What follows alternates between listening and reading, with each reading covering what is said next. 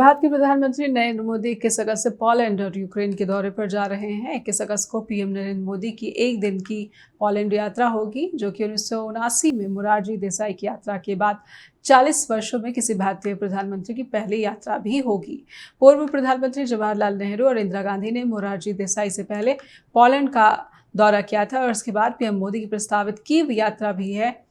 वो रूस यात्रा के लगभग 1 महीने के बाद यूक्रेन जा रहे हैं।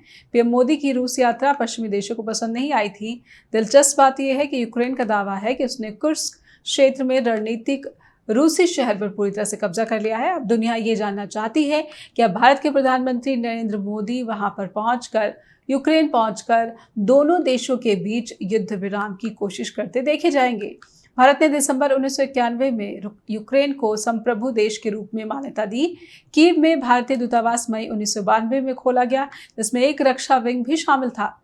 यूक्रेन भारत और पाकिस्तान द्वारा द्विपक्षीय शिमला समझौते के आधार पर जम्मू कश्मीर मुद्दे के समाधान का समर्थन करता है। यूक्रेन संयुक्त राष्ट्र ढांचे में सुधारों का भी समर्थन करता है।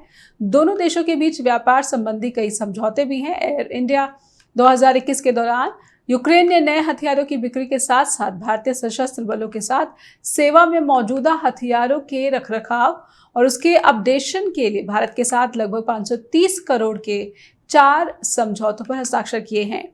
यूक्रेन और भारत में एक आयोग है जो संयुक्त व्यापार परिषद की बैठकें आयोजित करता है। 2022 में भारत ने यूक्रेन को $743 मिलियन का निर्यात किया था। पिछले 5 सालों की बात की जाए तो यूक्रेन का भारत को निर्यात 14.3% की वार्षिक दर से धीमा हो गया है। यूक्रेन ने सस्ता रूसी तेल खरीदकर मुनाफा कमाने के लिए भी भारत की निंदा की है। उसने कहा है कि तटस्थ होने का दिखावा करना रूस का पक्ष लेने के बराबर है। लेकिन भारत सरकार ने अपनी डी- नीति पर जोर देते हुए यूक्रेन को जरूरी दवाओं, आवश्यक चिकित्सा उपकरणों और स्कूल बसों समेत महत्वपूर्ण मात्रा में मानवीय सहायता प्रदान की है।